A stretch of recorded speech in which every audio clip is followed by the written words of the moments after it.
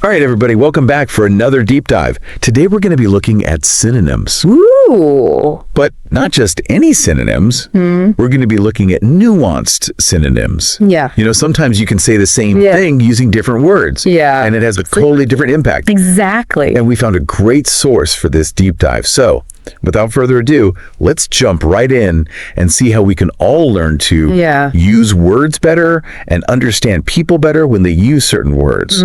So it's all about precision. it is all about precision. Yeah, that's a great way to put it. Because there are a lot of words in the English language that kind of mean the same thing, but how do we choose the right one at the right time? Exactly. And that's what nuanced synonyms is all about. Yeah, so the first pair of words we're going to look at are angry and irate.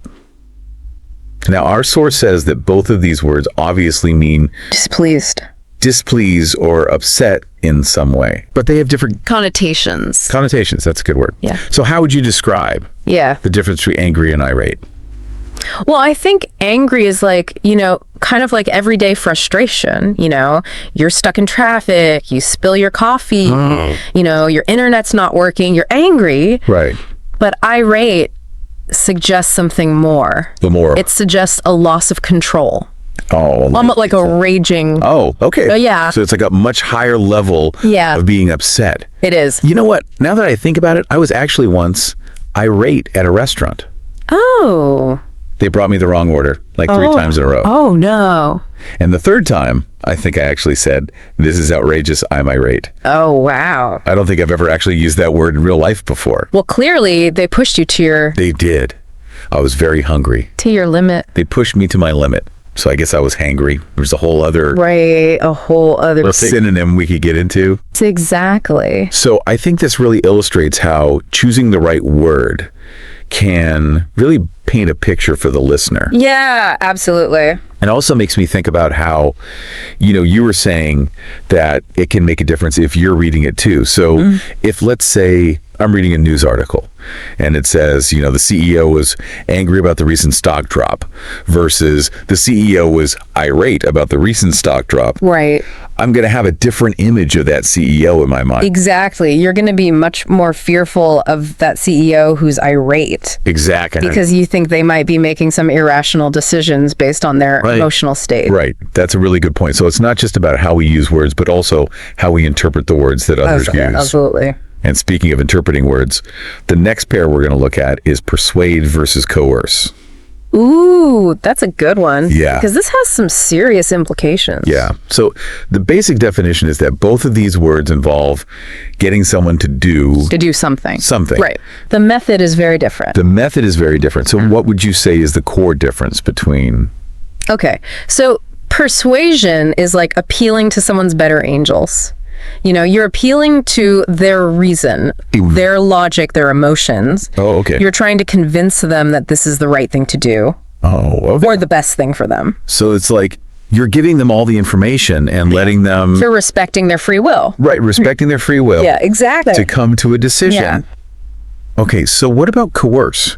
Coercion is more about force. Force. It's about pressure, threats, manipulation. So you're not really giving them a choice. You're not giving them a choice. You're saying, do this or else. Ooh. Oh, yeah. Right. So there are definitely some ethical considerations here. Yeah. I can see how that... It could be pretty tricky. Yeah. And it's interesting. Think about marketing. Right. A lot of marketing is about persuasion. Yeah. But some marketing can kind of edge into coercion. Oh, that's interesting. Where they make you feel like you have to have this product. Yeah.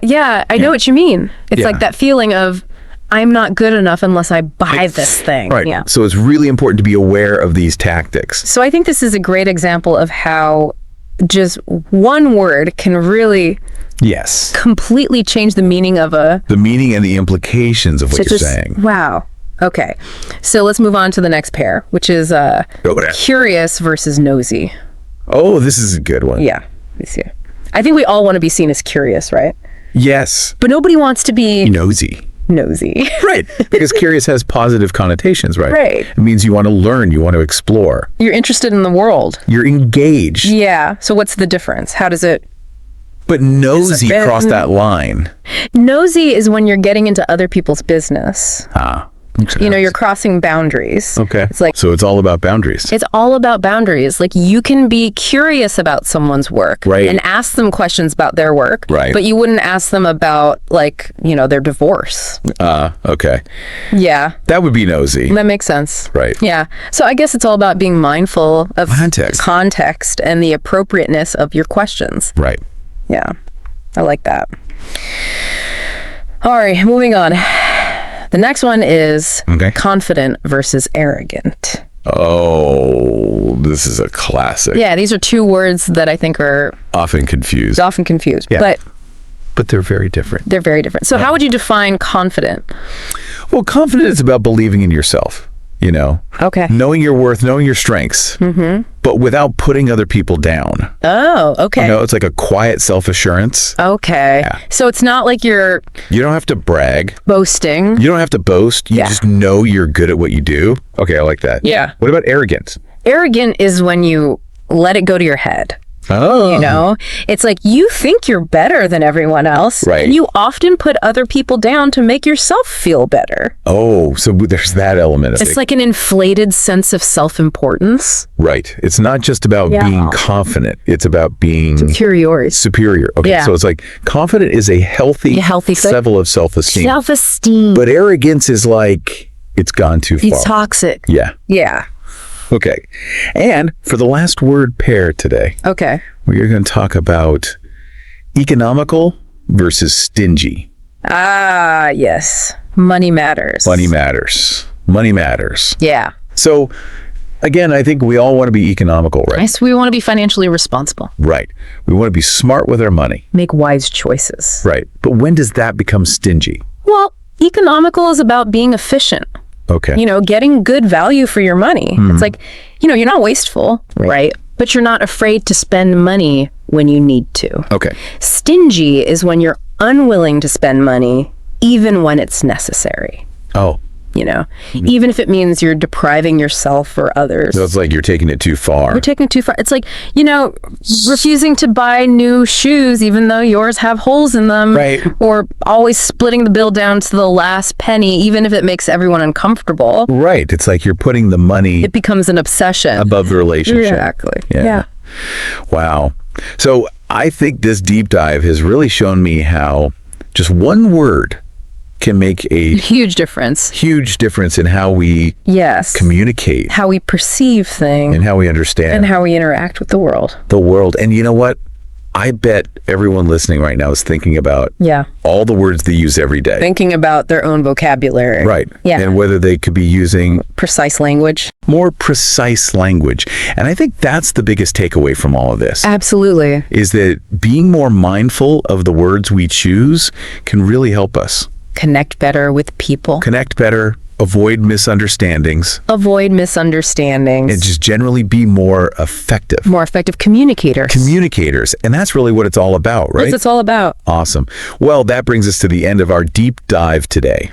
Great discussion. Yeah, it was a really interesting one. It was. But before we go, I want to leave you with one final thought. Okay.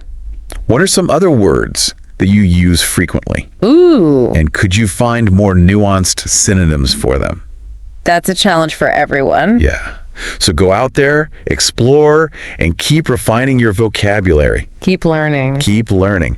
All right, everyone, that's all for today. Bye. See you next time. See you later. Bye. Ready to unlock some secret code. A secret code? You mean like ciphers and enigma machines and all that? Not quite, though. It can feel that mysterious sometimes. I'm talking about double meanings in English. Oh, I see where you're going with this. Those tricky words that seem to shapeshift depending on who's saying them and how. Exactly. And we're going deep on this today, decoding those double meanings with your expert insights. And we've got a fantastic source as our guide, Decoding Double Meanings, Mastering Context in English. Sounds intriguing. I always love exploring the hidden depths of language. Me too. And for anyone listening who's ever felt puzzled by a word that seemed to have multiple personalities, this deep dive is for you. We're going to equip you to navigate those tricky situations, where you're not quite sure which meaning of a word is intended. It's like learning a secret handshake, but for words. I love that analogy. It's like you're in the know, you've cracked the code. Exactly. And once you understand how double meanings work, you start to see them everywhere. So, ready to jump in? Absolutely. Let's decode these double meanings. Okay, so first things first, our source makes it clear. Some words in English can wear different hats, like they have multiple meanings depending on the situation. Right. Think of it like this. One word might be a master of disguise, playing different roles depending on the context. It's all about adaptability. Okay, I'm picturing a word in a trench coat and sunglasses, switching identities. Haha, exactly. But how do these words pull off these double duty acts? Well, one way is through literal versus figurative meanings. Ah, the classic duo. Explain that one for our listeners. Sure. A literal meaning is like the word's everyday outfit. It's the straightforward dictionary definition. Take the word date, for instance. In its literal sense, it refers to a specific day on the calendar. Got it. Like, mark your calendars, folks. The deep dive is happening on March 1st. Precisely. But then we have the figurative meaning, where words get to wear something a little more, shall we say, expressive. They take on a more imaginative, metaphorical sense. So in the case of date, its figurative outfit would be A romantic outing, same word, completely different scenario. Now, date evokes images of candlelit dinners and maybe some awkward first date conversations. And that's where things can get tricky, right? Because how do we know which outfit the word is wearing at any given time? That's where context steps in, like a detective, to crack the case. The surrounding words, the situation, even the tone of voice, all these clues help us decipher the intended meaning. So our brains are constantly playing detective, sifting through these linguistic clues. And you know what? Speaking of words with multiple personalities, our source brought up a word that immediately made me think of my furry friend at home. Bark. Ah, yes, bark. A word that can really throw you for a loop if you're not careful. Exactly. Because on the one hand, it's that sharp sound our canine companions make, but then there's another type of bark entirely. Right, and this is a prime example of how a word can shapeshift depending on its part of speech, whether it's acting like a noun, a verb, or even an adjective. So we've got bark as a verb, the action of a dog, shall we say, voicing its opinion. You could put it that way. But then we have bark as a noun, referring to the tough outer layer of a tree. Two completely different meanings, but just one word. And I think it's fascinating how we effortlessly switch between these meanings without even realizing it most of the time. It really highlights the incredible processing power of the human brain, doesn't it? We're constantly analyzing language and context to make sense of things. It's like our brains are these amazing code-breaking machines. Absolutely. And you know what's even more interesting is that bark is just the tip of the iceberg. Our source compiled a list of 10 common words with these double meanings, and some of them are pretty surprising. Oh, I know what you mean. Some of them really caught me off guard. Should we take a look at a couple more from that list? I think our listeners would love to hear some examples. Let's do it. How about the word jam? Jam. Ooh, now I'm thinking about a delicious strawberry jam. Exactly. That's the noun form associated with delicious, fruity spreads. But jam can also be a verb, describing the act of being stuck or trapped. Oh, right. Like we're in a traffic jam or the printer's jammed again. Precisely. And isn't it interesting how one word can capture both something enjoyable, like a tasty treat, and something frustrating, like being stuck in traffic? It's amazing. Same word, completely different vibes. Any other words from the list that you think our listeners would find particularly interesting? Well, how about the word well? We use it all the time, but I bet most people don't realize it has a double meaning too. Good one. I'm curious. Break it down for us. Okay, so well can be a noun. And in this sense, it refers to a deep hole dug into the ground to access water. Like the villagers gathered around the well. Exactly. But well can also be an adverb describing how something is done. For example, she did well in the test. So we wouldn't say she dug a well in the test, though now that I say that out loud, it's kind of funny. You see, that's why context is key. It's like having a map to navigate these linguistic twists and turns. I love that. It's like context is our GPS, guiding us through the maze of double meanings. Precisely. The more we pay attention to context, the more effectively we can communicate and avoid those, shall we say, awkward mix-ups. Because nobody wants to accidentally compliment someone's well-digging skills when they were talking about their exam results. Exactly. So listeners, remember, context is your friend. It's the key to unlocking those double meanings and ensuring smooth communication. It's like having a secret decoder ring for the English language. I like that. Yeah. A secret decoder ring for understanding words in all their multifaceted glory. Well said. So as we wrap out this deep dive into double meanings, what's the biggest takeaway you'd like our listeners to remember? That English is full of surprises, and these double meanings, they're not just random quirks. They add richness and depth to the language. Absolutely. They invite us to think more deeply about the words we use and how we use them. And that brings up an interesting question. How many other words in our everyday conversations have these hidden meanings that we might be overlooking? It's a great question to ponder. Maybe it's time for all of us to put on our detective hats and start exploring. Indeed. You never know what linguistic treasures you might uncover. So to all our listeners out there, keep an ear out for those double meanings. You'll be amazed at how many you start noticing. Until next time, happy decoding. All right, so you guys want to learn about using stronger verbs in your English, huh? Well, you came to the right place. That's right. Today we're taking a deep dive into a book called Power Verbs, Transform Your English. And we're going to unpack how these little words, these verbs, can really make your communication more powerful. And, you know, everyone always talks about strong verbs, but we're going to go a little deeper today. Right, yeah, beyond the basics, we're going to really explore why these verbs work the way they do. Exactly. And the cool thing about these power verbs is, well, they're not just about like giving information. They really create a more vivid experience for whoever's listening or reading. Gotcha. Okay, so give me an example. What makes them so powerful? Like, what are we talking about here? So the book gives this example of using devour instead of eat. Okay. And when you say devour, it like engages all your senses. You don't just understand that someone is eating, you can practically hear it. Oh. You can picture like how enthusiastic they are, and you can almost taste the food. You really get pulled in. Yeah, exactly. It just pulls you right into that experience. Yeah. I was reading a book review the other day. It said, I devoured this book in one sitting. Right. And I was like, whoa, that must be one captivating book. Yeah. Made me want to read it right then. I bet, yeah.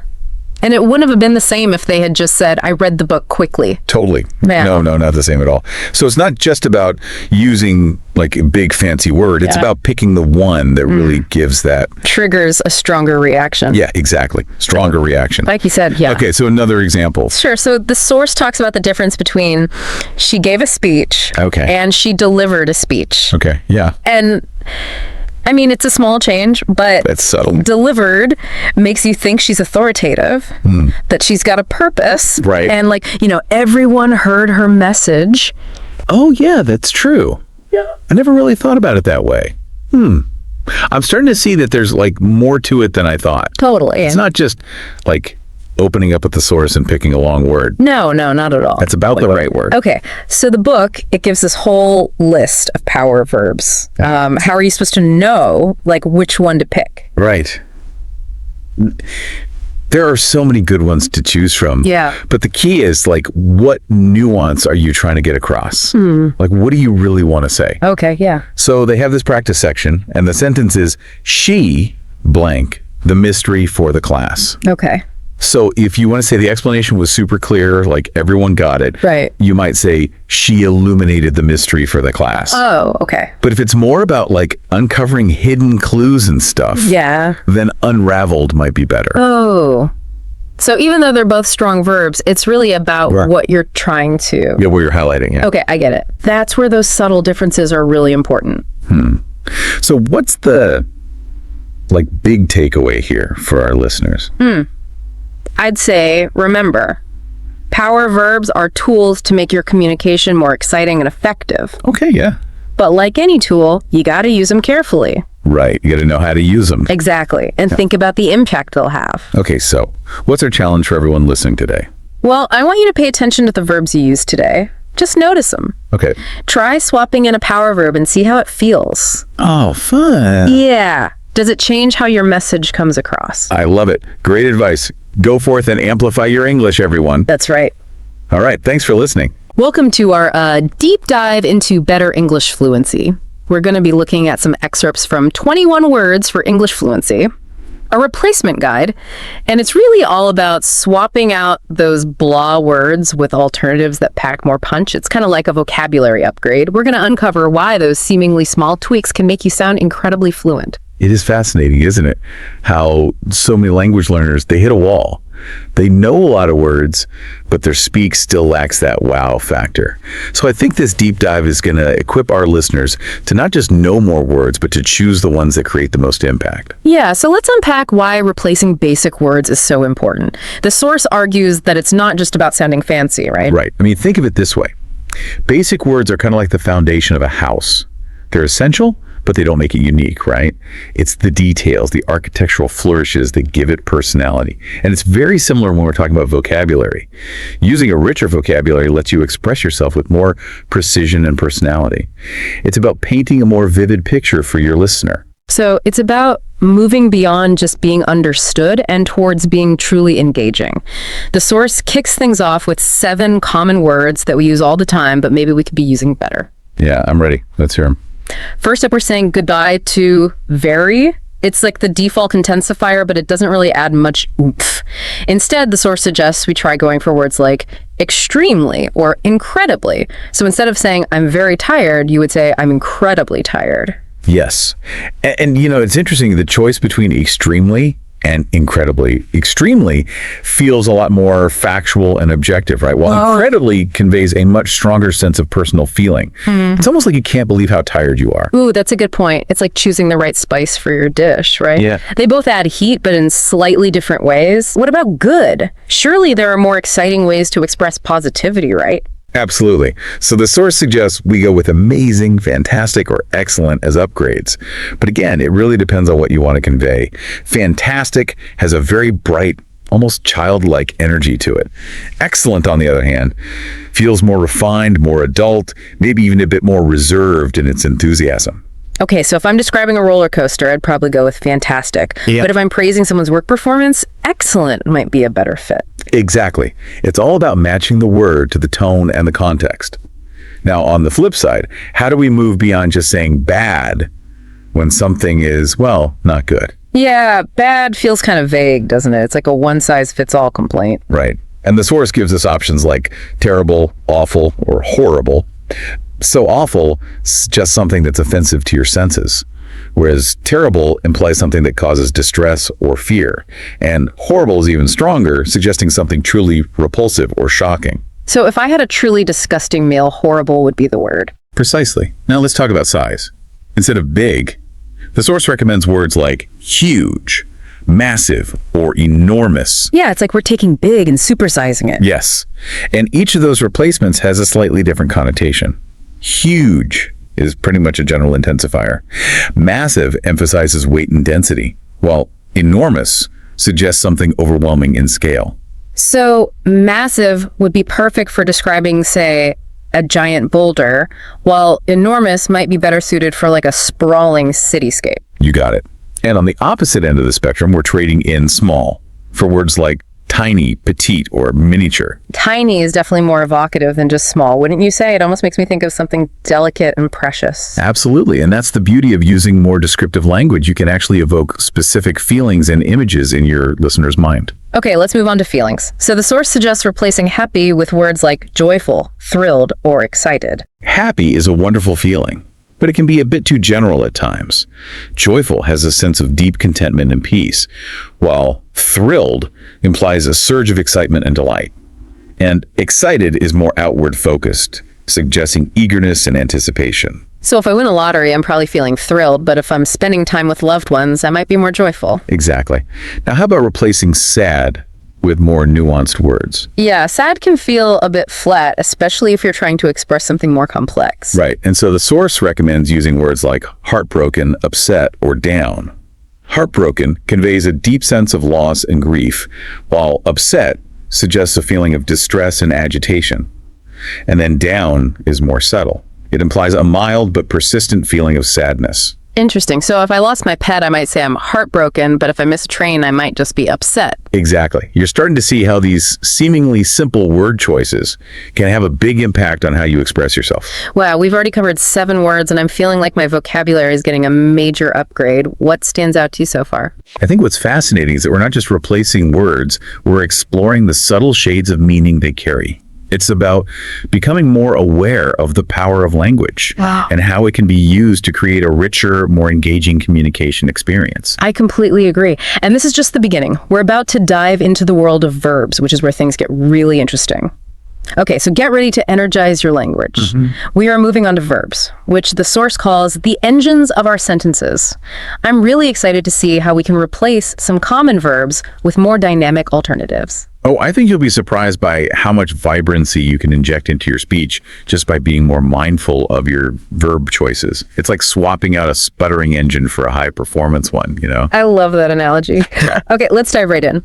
First up, we're going to be looking at replacing say, which feels pretty basic, right? Yeah, I mean, say is often the default verb that we use when we're reporting speech, but it can be a bit bland, you know.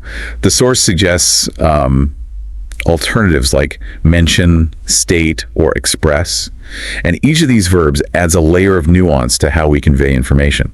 So instead of saying he said he was busy, I could say he mentioned he was busy. Does that really make a difference? It does. Mention suggests that the information was shared sort of in passing, maybe as part of a larger conversation. State, on the other hand, implies a more formal or deliberate declaration of fact, and express highlights the speaker's feelings or opinions. Interesting. It's like choosing the right tool for the job, Yeah. right? You wouldn't use a hammer to screw in a light bulb. Exactly. Now, what about get? It seems like we use that for almost everything. Yeah, I know, right?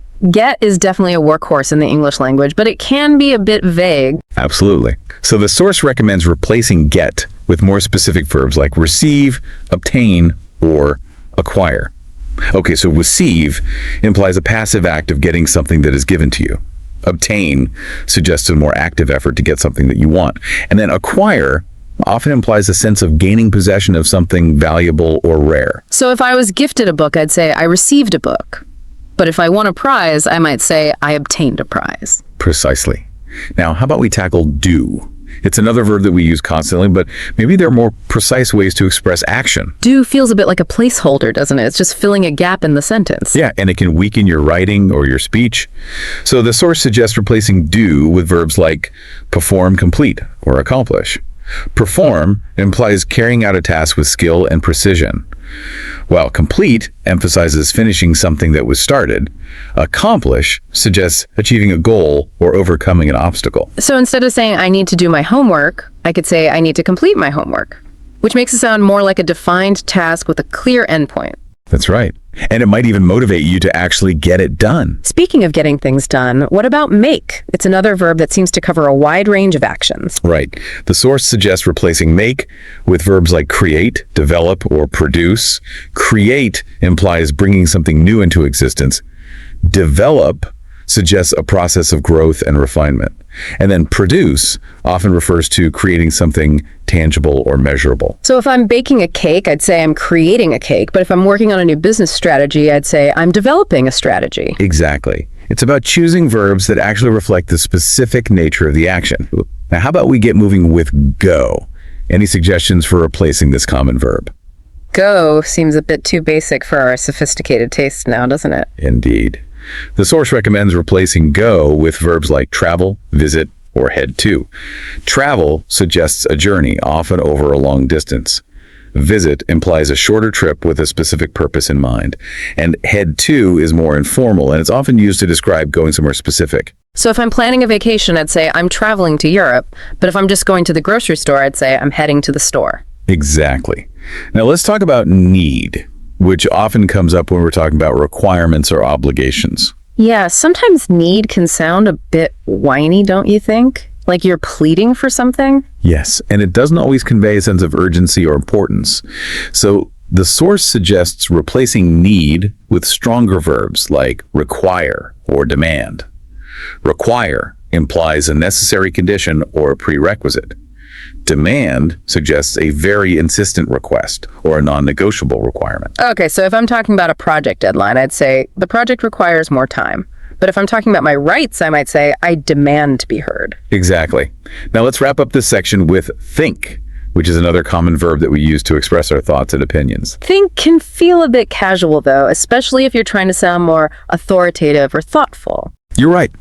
And so the source suggests replacing think with more deliberate verbs like consider, or reflect on. Consider implies weighing different options or perspectives. Reflect on suggests a deeper level of contemplation and analysis. So instead of saying, I think this is a good idea, I might say, I've considered all the options and I believe this is the best approach. Exactly. You're demonstrating a more thoughtful and analytical approach to your decision making. This has been an incredible journey through the world of verbs. I'm already feeling more confident and articulate just by thinking about these replacements. And we're not done yet. Next, we'll be tackling those pesky filler words that can weaken our speech. I think we're all guilty of using a few of those. Oh, absolutely. I know I am. I'm eager to learn how to eliminate them and sound more fluent. Okay, so it's time to polish our speech. Let's get rid of those pesky filler words. I have a feeling this section's going to be really helpful, at least for me. Yeah, I think we can all relate to that. I mean, filler words are those little intruders. They sneak into our sentences. They just kind of clutter up our communication. Yeah. They don't add any meaning, any real meaning. And they can make us sound hesitant or unsure of ourselves. But the good news is that we can replace them, with either more powerful pauses or just more meaningful expressions. I am so ready for a filler-free upgrade. So what's the first offender on our list? Well, one of the most common culprits is like. And we often use it as a crutch, when we're trying to gather our thoughts or when we want to express some uncertainty. So instead of saying, I was really surprised, try pausing for a moment. You just say, I was really surprised. It just sounds so much more confident and direct. Yeah, it's amazing how just a small change can make such a big difference. So what other fillers should we be mindful of? Well, stuff is another word that can weaken our communication. It's just so vague. Instead of saying, I have a lot of stuff to do, try to be more specific. You could say, I have many tasks to complete, or I have a long list of errands to run. It's like we're decluttering our language, right? Replacing those fuzzy words with clear and concise alternatives. What about thing? I feel like I use that one all the time when I can't think of the right word. Oh, we've all been there. Yeah. But instead of relying on thing, just try to find a more descriptive noun. For example, instead of saying, can you pass me that thing? You could say, can you pass me the remote? Or can you hand me the book? Right. It's all about being more intentional with our word choices, isn't it? So what about really? It seems like we use that one to emphasize almost everything. Right. Really is an intensifier, but it can lose its power when it's overused. The source suggests replacing it with stronger adverbs like truly, absolutely, or completely. So instead of saying, I really enjoyed the movie, you could say, I absolutely love the movie, which just conveys a much stronger sense of enthusiasm. I'm starting to see a pattern here. We're replacing those weak, generic words with alternatives that are much more precise, much more impactful. So what about okay and just? Those seem to pop up in my conversations all the time. Well, okay can be a really useful word, for expressing agreement or acknowledging something. But it can also become a filler word if we just use it too often. So instead of saying, okay, I'll do it later, you could try, sure, I'll take care of it later, or no problem, I'll get to it soon.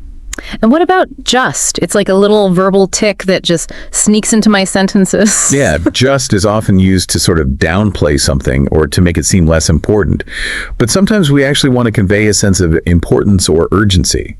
So instead of saying, I just need a few minutes, you could say, I need a few minutes of your time, or I only need a few minutes. It's amazing how those small tweaks in word choice can really shift the entire tone of the sentence. So any other fillers that we need to address before we wrap up? Yes, let's talk about the phrase a lot.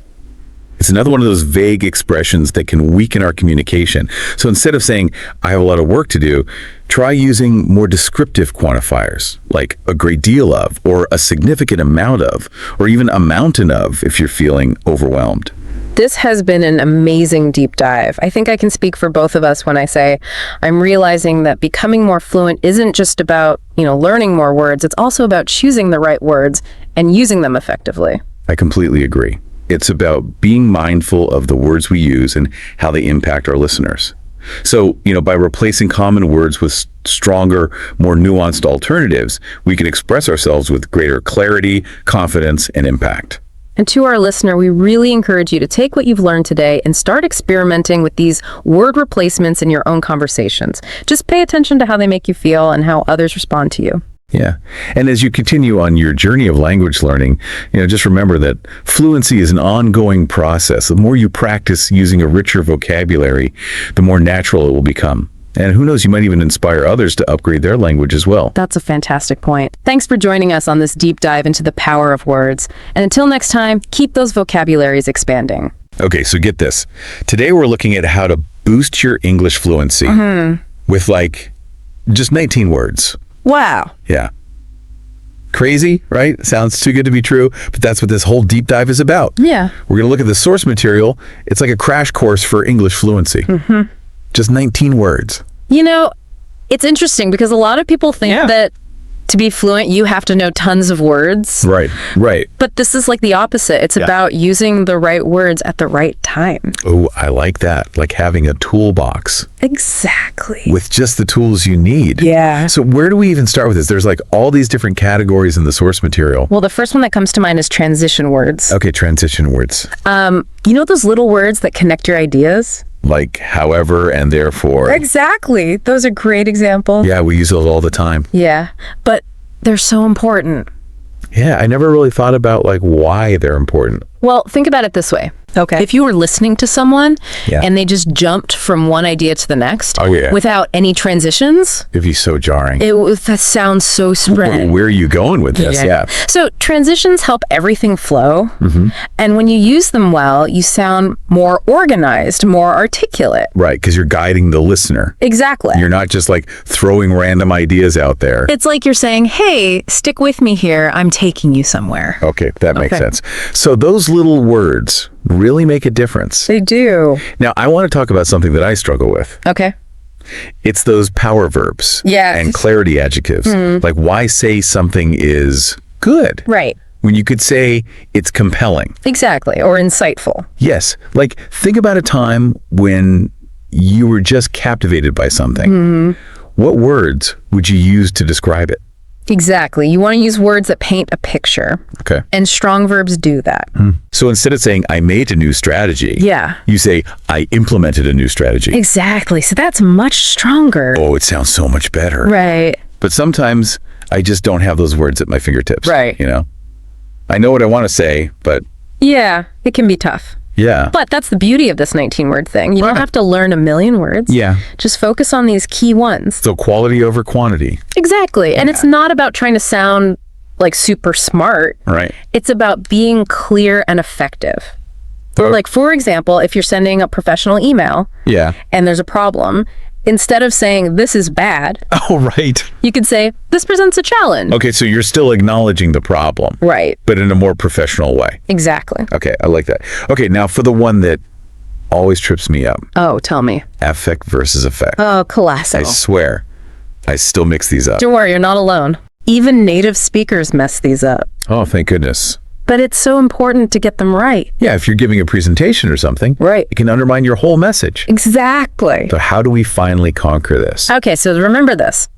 Affect is usually a verb, Other. meaning to influence. Okay. And effect is usually a noun, meaning the result. Okay. So the weather affected my mood. It influenced how you felt. Right. And the effect of the weather was that I stayed inside. That was the outcome. Yeah. Exactly. Oh, okay. That makes a lot more sense now. Good. So we've got our transition words, our power verbs and adjectives, and we've tackled those tricky word pairs. What's next? Let's talk about natural phrases. Ooh, You know, those little expressions that make you sound. like a native speaker. Exactly. I'm ready to unlock the secrets. What have we got? Well, the source material mentions things like out of the blue, hit the nail on the head, Yeah. think outside the box. Okay, so I actually use those. Yeah. But I never thought about how they might sound Yeah. to someone learning English. Right. Because for native speakers, Yeah. they just come naturally. Right. But they add so much personality to your language. Instead of just like stating facts. Exactly. You're adding flavor. Right. It's like adding spices to a dish. I love that analogy. So the other day, I was telling my friend Yeah. how I saw someone I hadn't seen in years. And I said, I ran into him out of the blue. Yeah. It just felt more natural than saying, I saw him unexpectedly. Yeah, those natural phrases, they just add another level. They do. They do. I'm definitely going to pay more attention to those Good. and try to use them more. Yeah. It's amazing how these small tweaks can really make a difference.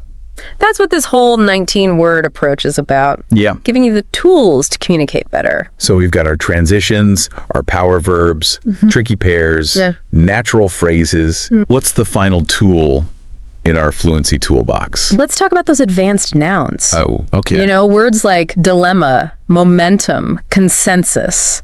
Yeah, those are the ones that make you sound really smart. They do. But I'll be honest, I sometimes get a little intimidated by them. Yeah. Like I'll be in a conversation and think, oof, there's a better word for this. Right. But I just can't think of it. I totally understand. Yeah. It's normal to feel that way. Okay. Because we don't use those words every day. Right. But when you do use them, Yeah. it shows a deeper understanding of the language. Like you're saying, hey, I know what I'm talking about. Exactly. I like that. Okay, challenge accepted. I'm going to try to use those more. Good. Maybe I'll impress myself. I think you will. And remember, it's not about sounding smarter than everyone. Right. It's about using language effectively. Okay, so we've explored all these categories Yeah. of these 19 words. But how do we actually put this into practice? The source material does mention some practice tips. It does. It talks about the importance of practice. Right, because it's not enough to just know the words. Exactly. You have to use them. You have to actually use them. Yes. And one tip is to start small. Okay, Don't try to use all 19 words at once. right. That would be overwhelming. It would be. So just focus on one or two at a time. That's a great point. It's like breaking it down into smaller steps Exactly. so it feels less daunting. And remember, fluency is a journey. Not a destination. Right. So be patient with yourself and celebrate your progress. Okay, I love that. It even says, like, try to use just one new word a day. Oh, wow. Like, imagine you Yeah. could add 365 new words to your vocabulary in a year. That's amazing. That would totally change the game. Right. And it doesn't even sound that hard. No. I could definitely use one new word a day. Yeah. It's like a fun little challenge. It is. It's all about that momentum, you know? Yeah, those little wins. Exactly. It keeps you going. And it makes it feel less overwhelming. Totally. Like this whole less is more idea. Yeah. Focus on the essentials, Right. master those, and then you'll sound more fluent. Exactly. It's about being intentional. Right. Yeah. Choosing the words that really matter. You know, we've all had those moments where someone says just the right thing Yes. and it just hits you. It's powerful, right? It is. Like it makes you think or feel something. Exactly. And that's the power of choosing your words carefully. It is. You know, there's that famous quote. It's Yeah. like, I would have written a shorter letter, but I didn't have the time. That's so true. Right. Because being concise, Yeah, it actually takes more effort, it does. but it's worth it. Yeah, it's the difference between just speaking and really communicating. Exactly. Think about a speech that's moved you. It's probably not full of like jargon or super complicated words. All right. It's simple but powerful. Yeah. The words resonate with you. They do. It's like Like what? it's like a chef who uses just a few high quality ingredients Okay. Yeah. but creates an amazing dish. Oh, I like that. Yeah, they're not trying to like overwhelm you with flavors. Right. It's all carefully selected. So if we apply that to language, Yeah. it's about being mindful of how we combine words. Get our message across. Exactly. It's like the grammar of fluency. It is. It's not just knowing the words. It's Yeah. how you put them together. Yeah, the structure, the tone, the emphasis. that. You know, as we're talking, I'm realizing fluency isn't just about sounding native. No. It's about connecting with people. Exactly. It's like building bridges. Yeah, between minds and hearts. When you can express yourself clearly, Yeah. it opens up so many possibilities. I mean, you're free to share your ideas, your stories, Yeah.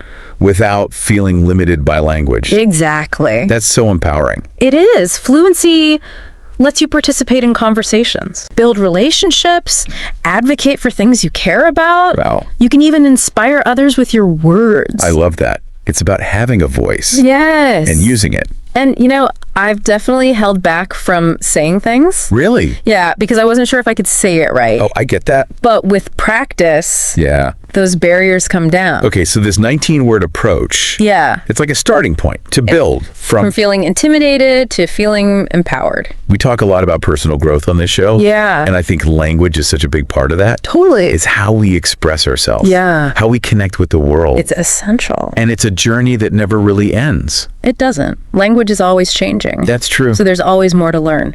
Okay. I think this is a good place to take a pause, Sound good. but don't go anywhere. We'll be right back. We have more to share.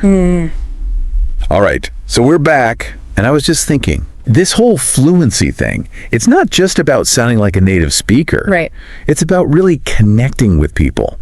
It is. It's like you're able to express yourself more fully. So someone listening might be thinking, okay, this is all great, but how do I actually, use this? Well, remember that source material? Yeah. It really stresses that you don't have to know every word in the dictionary. Oh, thank goodness. Right. It's about choosing the right words to express yourself clearly. And confident. Yes. And what I like about this approach is it's for anyone, no matter your level. Exactly. Beginner, advanced. Yeah. It's about shifting your mindset. Okay. From feeling overwhelmed to focusing on the essentials, like those 19 words. So it's like having a strong foundation. Yes. Instead of trying to build like a skyscraper on sand. Exactly.